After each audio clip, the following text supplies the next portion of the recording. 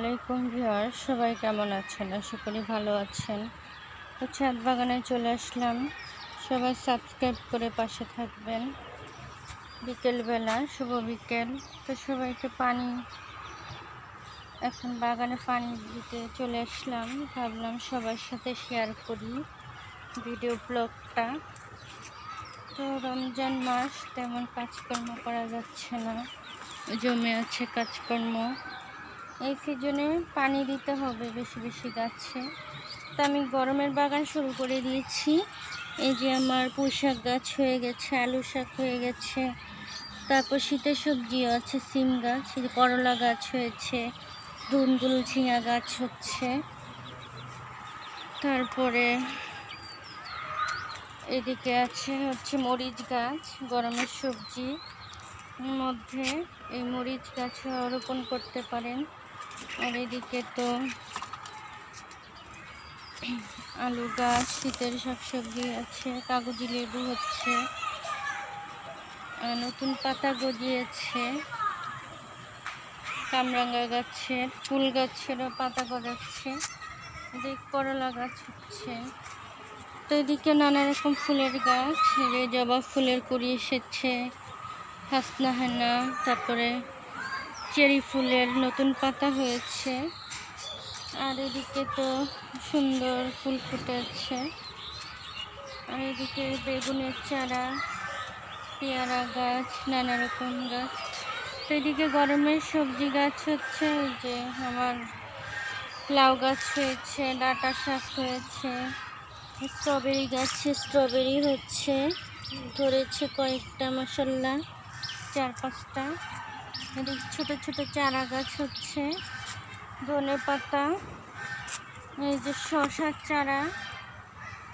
তো আমি কিন্তু শশার চারা, ঝিঙার চারা সব লাগিয়ে দিয়েছি।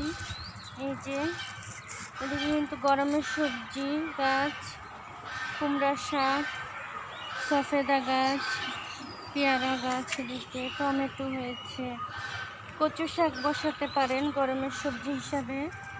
তারপরে হচ্ছে এই যে কলমি শাক, এদিকে আছে গরমের সবজি বরবটি, আর এইদিকে আছে আম গাছ, পেঁপে গাছও বসাতে পারে। এদিকে লাউ গাছ আরেকটা হচ্ছে, সুন্দর লাউ ডগা হয়েছে। এদিকে কিন্তু বরবটি গাছ বেয়ে উঠেছে। এগুলো হচ্ছে গরমের সবজি, গরমের শাক সবজি কিন্তু এই সিজনে বসাতে পারেন মার্চ মাসে। কিন্তু লাউ কয়টা ব্যাগিং করে দিয়েছি, দেখি টিকে কিনা। লাউ হচ্ছে কয়েকটাই, কিন্তু টিকছে না। এদিকে পুঁই মুচি হয়েছে, তো এদিকে সফেদা ধরে আছে। থানকুনি পাতা লাগাতে পারেন ছাদ বাগানে। লাল জামরুল গাছ এটা, এদিকে লাল সজনে গাছ, সাদা জামরুলের গাছ, এদিকে তুলসী পাতা, নানা রকম গাছ, 12 মাসি আমরা। তো ছাদ বাগানে আতা ফুল গাছ লাগাতে পারেন। তারপরে গরমের ফল হচ্ছে করমচা, ডালিম ধরবে, তো গাছে পানি দিতে হবে, শুকিয়ে গেছে গাছগুলো।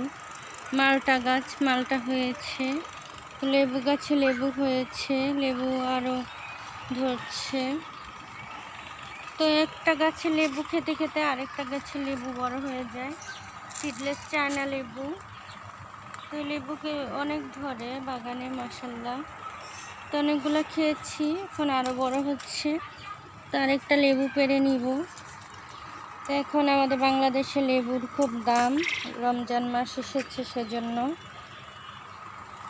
তো লেবু গাছে লেবু থাকা মানেই অনেক বড় লোক লাগে নিজেকে। এই যে আর ফুল গাছের যত্ন কি সিজনে সব গাছেরই পানি দিতে হবে, সাপ্তাহিক একদিন একটু যত্ন পরিচর্যা করতে হবে। জৈব সার, কীটনাশক একটু ঘরোয়াভাবে তৈরি করে, পেঁয়াজের খোসার রস, হলুদের গুঁড়া, এগুলো পানিতে গুলিয়ে দেওয়া যেতে পারে। তো এভাবে কিন্তু গাছের অনেক গ্রোথ ভালো হয়, পোকামাকড় দূর হয়, শাকসবজি খুব ভালো পাওয়া যায়। আর এদিকে আমার মুরগির বাচ্চা মুরগির বাচ্চাকে, এগুলো ফার্মি, এগুলো টাইগার। আর এখানে একটা বড়। তো এগুলোকে আমি ঘাস খেতে দেই, ফিড খাবার খেতে দেই। আর কিছু বাগান থেকেই ওষুধি গাছ দেই, পেঁপে পাতা, হলুদের পানি, তারপরে দেই থানকুনি পাতা। এগুলো খেলে মুরগি সুস্থ থাকে। তো ভালো লাগলে সাবস্ক্রাইব করে পাশে থাকবেন সবাই। বিদায় নিচ্ছি। আল্লাহ হাফেজ। আসসালামু আলাইকুম।